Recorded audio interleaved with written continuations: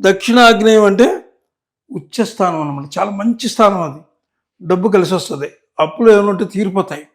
ఇక్కడ పెట్టించిన తర్వాత ఇతను ఏం చేసామంటే ఈ పీడి కట్టినటువంటి బాత్రూమ్ మొత్తం తీసేయలేదు. బాత్రూంలో అలా ఉంచి 2 గోడలు తగలకుండా స్నానాల గదిలా ఉంచి దీన్ని ఇక్కడ ఉన్నటువంటి వాటర్ ఒక పైప్ ఇచ్చాం ఇలాగా. ఓ పైప్ ఇలాగిచ్చి అంటే అంటే ఇది దీని కింద నుంచే వచ్చిందనుకోండి పైపు, ఇలాగొచ్చి ఇలా పోయింది వాటర్. అప్పుడు ఏమైంది, ఈ వాటర్ ప్రమాదం లేదు, గట్టెక్కేసాడు మనిషి, గట్టెక్కేసాడు.